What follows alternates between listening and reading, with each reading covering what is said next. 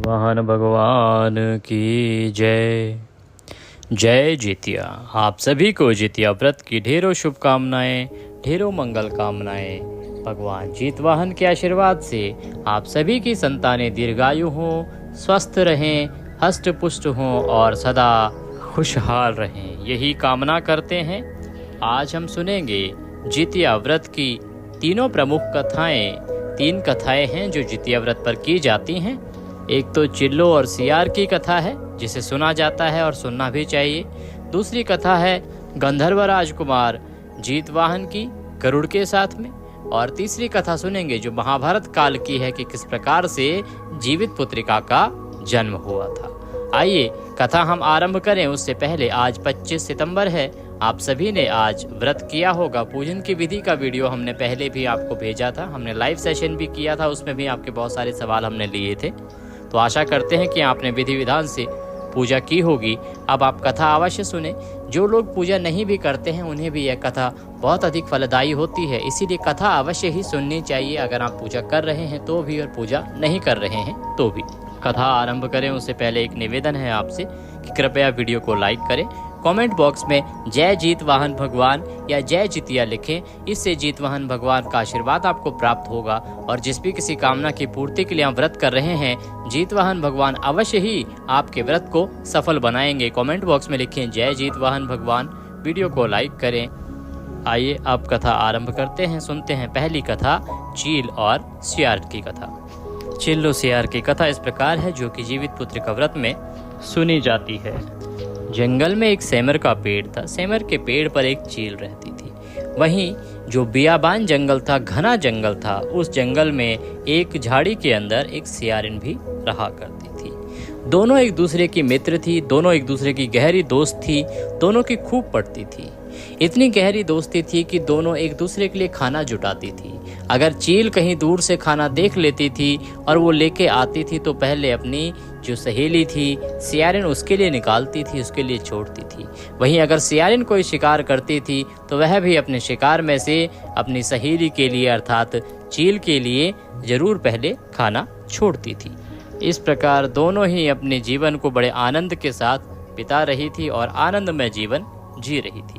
एक दिन चील ने ऊंचे वृक्ष से देखा कि गांव की कुछ महिलाएं गांव के बाहर कोई पूजा कर रही हैं। वह उड़ती हुई वहां पास में जाकर पहुंची और उसने जाके देखा कि महिलाएं किस प्रकार से जितिया व्रत की तैयारी कर रही। उसने गौर से सारी बातें उनकी सुनी, जिससे उसे ज्ञात हुआ कि यह व्रत कैसे किया जाता है, क्या नियम होने चाहिए और क्या क्या इसमें करना होता है और क्या इसका फल होता है। यह सब जानकर वह वापस अपने वृक्ष पर आ गई और अपनी सहेली को सारी बातें बताई कि इस प्रकार से यह व्रत है और हम भी इसको करेंगे। दोनों ने निर्णय किया कि वो भी दोनों इस व्रत को करेंगी और उन्होंने भी जितिया का व्रत रख लिया। व्रत रखते हुए दिन तो किसी प्रकार से कट गया, लेकिन जैसे ही रात होने को आई तो सियारन को भूख सताने लगी। उससे भूखा ना रहा गया। उसने प्रयास किया परंतु वह भूख नहीं रोक पाई और जंगल में जाकर मांस और हड्डियां चबाने लगी।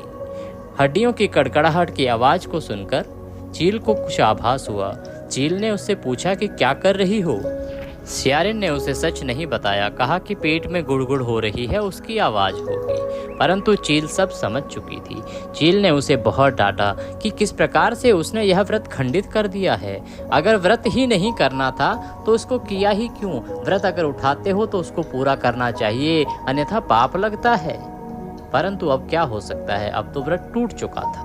इस प्रकार जीवन को व्यतीत करते हुए उनका यह जीवन पूर्ण हुआ।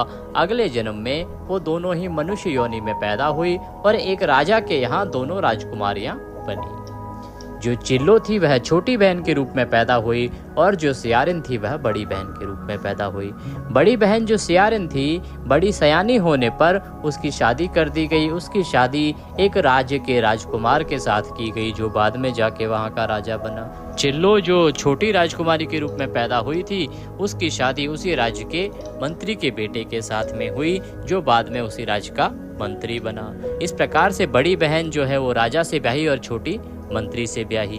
विधि का विधान देखिए कि बड़ी बहन अर्थात जो सियारिन थी, उसके जो भी संतान होती वह कुछ समय बाद ही मर जाती। कोई भी संतान उसके जीवित न रहती। वह बहुत परेशान रहने लगी कि आखिर उसकी संतान कोई भी जीवित क्यों नहीं रह रही है। वहीं दूसरी ओर जो छोटी बहन थी, जो चिल्लो थी, चिल्लो के जो भी संतान होती बहुत ही तंदुरुस्त रहती, हष्ट-पुष्ट रहती और बहुत ही होनहार होती। इसको देख देख कर सियारिन जो बड़ी बहन के रूप में थी उसको जलन होने लगी। उसने बहुत बार प्रयास किया कि चिल्लो के बच्चे और पति को मार दे, परंतु वह सफल ना हो पाई।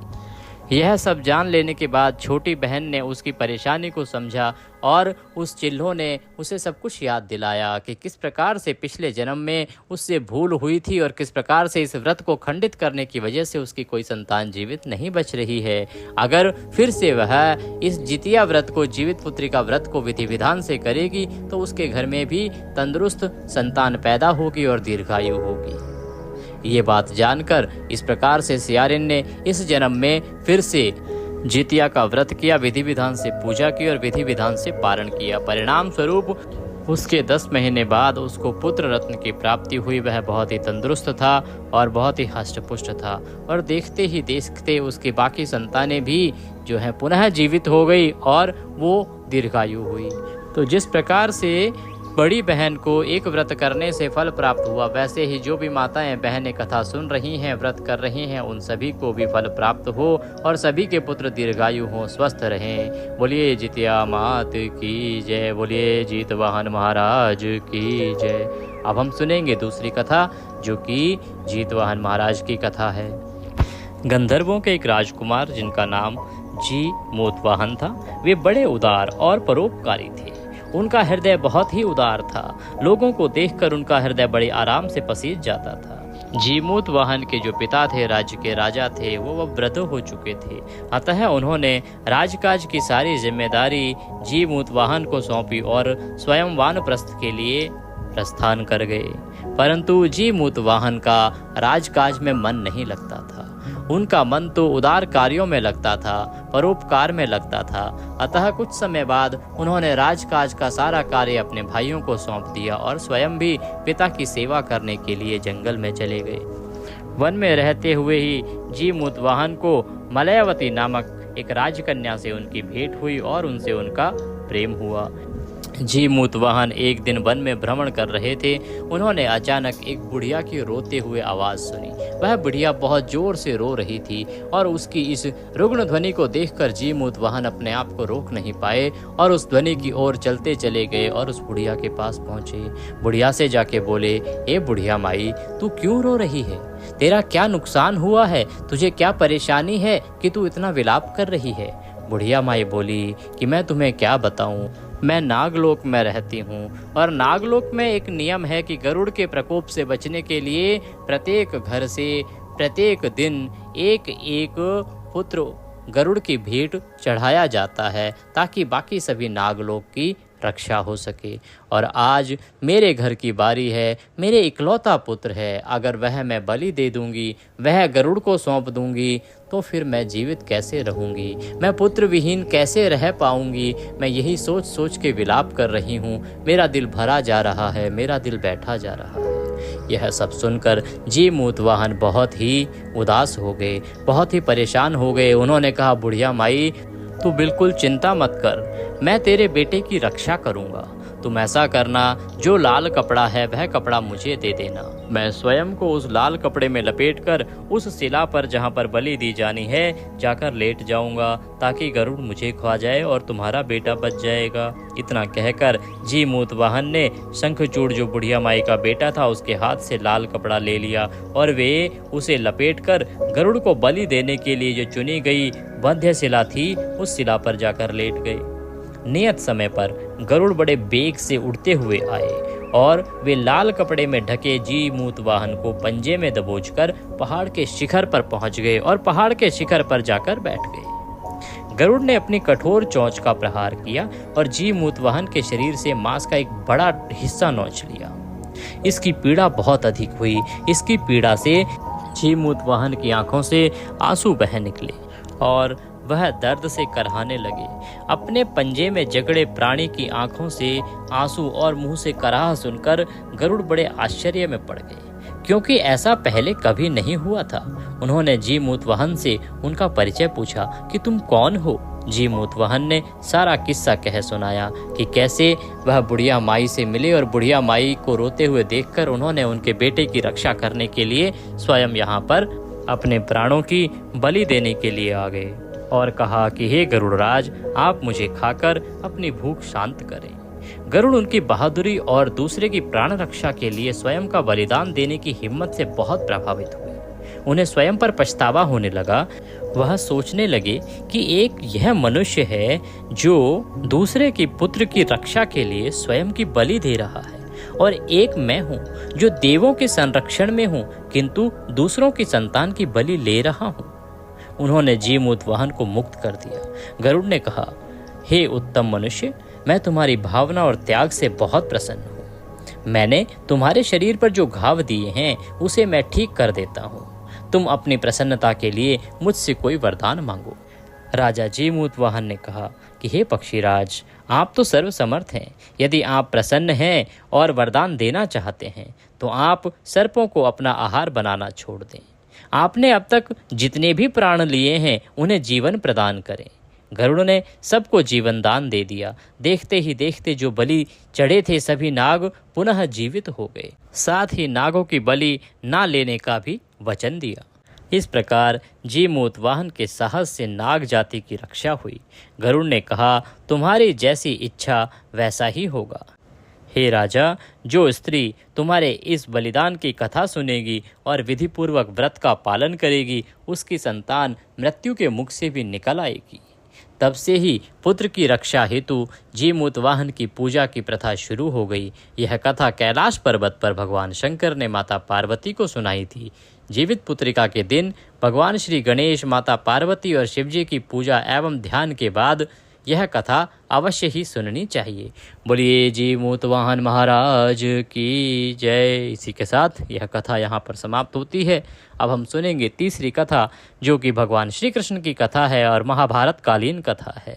इस कथा के बाद आपकी कथाएं समाप्त होंगी। आइए यह कथा आरंभ करते हैं। अगर वीडियो को लाइक नहीं किया है तो प्रार्थना करते हैं कि वीडियो को लाइक करें। कमेंट बॉक्स में जय मूतवाहन महाराज लिखना ना भूलें। आपके ऐसे लिखने से जीतवाहन महाराज अवश्य प्रसन्न होंगे और उनके नाम स्मरण करने से आपके जीवन का उद्धार होगा। आइए अब अगली कथा आरंभ करते हैं। यह कथा महाभारत काल से जुड़ी हुई है। महाभारत के युद्ध के बाद जब कौरव परास्त हो गए तो पांडव अपने शिविर में थे। अश्वत्थामा अपने पिता का बदला लेने के लिए दौड़ा दौड़ा फिर रहा था। उसने प्रण ले लिया था कि वह किसी भी तरह से मारे, लेकिन पांचों पांडवों को मार करके ही रहेगा।